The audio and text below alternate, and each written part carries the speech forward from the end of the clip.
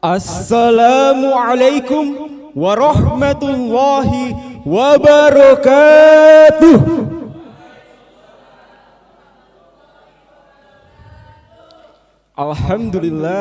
Alhamdulillahilladzi hadana li hadza wa ma kunna linahtadiya laula an hadanallah. Asyhadu an la ilaha illallah wahdahu la syarikalah wa asyhadu anna Muhammadan abduhu wa rasul. Dewan Hakim yang saya hormati serta para hadirin yang berbahagia. Harapan perdamaian membara di tanah yang berdarah. Kilas balik konflik sektarian Maluku pada tahun 99 hingga tahun 2002 yang menelan 8.000 hingga 9.000 korban jiwa masih menyisakan luka mendalam bagi bangsa Indonesia. Di tengah-tengah konflik tersebut, semboyan Bhinneka Tunggal Ika selalu hadir. Bak Garuda yang melawan rintangan, semboyan ini menjadi pedoman. Bahkan Antonio, the Secretary of the United Nations, memuji semboyan ini pada saat melakukan kunjungan ke Indonesia pada bulan September tahun 2023 kemarin dengan berkata, Bhinneka Tunggal Ika, unity in diversity, it is the key to forging the better future for all. Semboyan ini adalah sebuah kunci untuk membentuk masa depan yang lebih baik. Akan tetapi, bagaimana Islam memandang? Izinkanlah saya membawakan sebuah dakwah dengan judul Irama Bhinneka Tunggal Ika di dalam Islam, dilandaskan Al-Quran Surah Al-Hujurat ayat 13. A'udzu billahi minasy syaithanir rajim. Bismillahirrahmanirrahim. Ya ayyuhan nasu inna khalaqnakum min dzakarin wa unsa وَجَعَلْنَاكُمْ شُعُوبًا وَقَبَائِلَ لِتَعَارَفُوا إِنَّ أَكْرَمَكُمْ عِندَ اللَّهِ أَتْقَاكُمْ إِنَّ اللَّهَ عَلِيمٌ خَبِيرٌ. Wahai manusia, sesungguhnya kami telah menciptakan kamu dari seorang laki-laki dan perempuan. Kemudian kami menjadikan kamu berbangsa-bangsa dan bersuku-suku agar kalian saling mengenal. Sesungguhnya yang paling mulia di antara kamu di sisi Allah adalah orang yang paling bertakwa. Sesungguhnya Allah Maha mengetahui lagi Maha teliti. Ibnu Abi Mulaika menuturkan bahwa ayat ini diturunkan berkenaan dengan orang-orang yang ketika Bilal radhiyallahu anhu naik atas Ka'bah untuk mengumandangkan azan, mengucap Bilal, bagaimana mungkin budak hitam ini yang mengumandangkan azan di atas Ka'bah? Sebagian yang lain berkata, apakah Allah akan murka jika bukan ia yang mengumandangkan azan? Kemudian dalam tafsir Al-Munir juz 26 halaman 259 disebut bahwa ada 3 nilai yang dapat dijadikan pedoman, yakni yang pertama al-musawah, setaraan, kemudian yang kedua al-ta'aruf, saling kenal mengenal, dan yang ketiga al-taqwa. Nilai-nilai ini telah banyak disinggung oleh Rasulullah. Dari Abu Hurairah, Rasulullah SAW bersabda, sesungguhnya Allah tidak melihat rupa dan harta, tetapi Allah melihat hati dan amal kalian.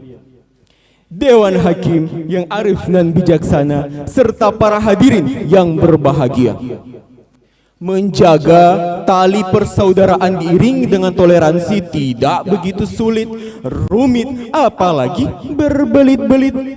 Tapi hasilnya sangatlah manis, harmonis, dan humanis. Kita kan kemana-mana jadinya enak, hati jadinya tentram. Betul apa betul Bapak Ibu? Kalau orang Makassar bilang, betul sekali Mikodong. Kalau orang Medan, udah betul kali. Kalau orang Sunda, leres pisan ay. Dan sapun tidak terdengar tampan karena keberagaman.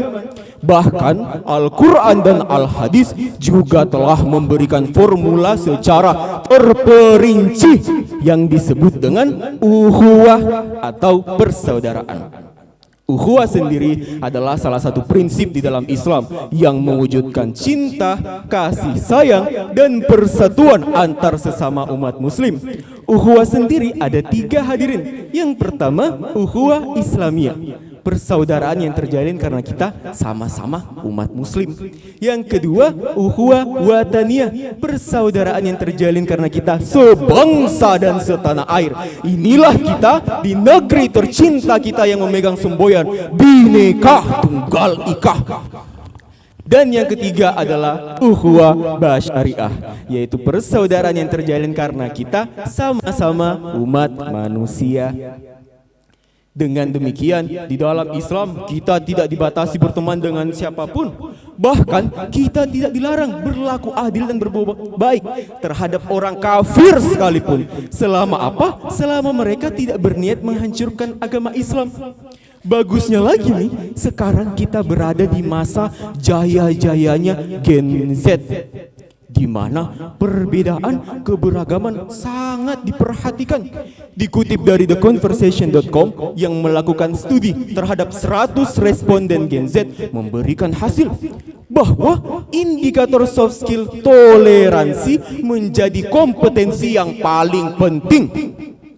Tidak ada lagi tuh sikap membeda-bedakan, sikap rasis. Karena sekali kita rasis, netizen dari Sabang sampai Merauke akan murka di media sosial. Sampai apa? Sampai pelaku rasis muncul dengan video klarifikasi minta maaf. Betul apa betul Bapak Ibu? Itulah luar biasanya semboyan Bhinneka Tunggal Ika.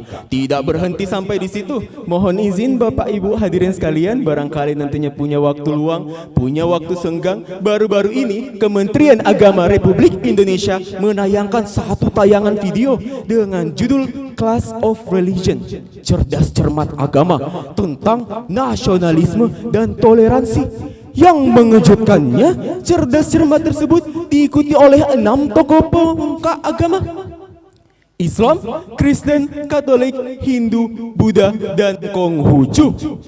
Hasilnya benar-benar membawa dampak positif bagi netizen Indonesia. Bisa dicek nantinya pada kolom komentar yang tersedia. Lagipun, jika kita berpikir sama, bagaimana sih jika tidak ada perbedaan? Semuanya sama. Apa yang akan terjadi? Hidup akan terasa membosankan, monoton. Tidak akan ada yang namanya perkembangan zaman karena pikiran manusia sama. Itu saja, itu lagi. Perbedaan juga kadang membawa jenaka hadirin. Ada satu berita yang sempat viral kemarin. Pada saat perayaan Idul Adha, ada seorang mualaf di Papua yang hendak berkurban. Namun, seorang mualaf tersebut malah membawa seekor babi hadirin. Dengan demikian, dapat ditarik sebuah kutipan indah, the greater the diversity, the greater the perfection. Semakin besar keberagaman, maka semakin besar pula kesempurnaan yang ada di dalamnya.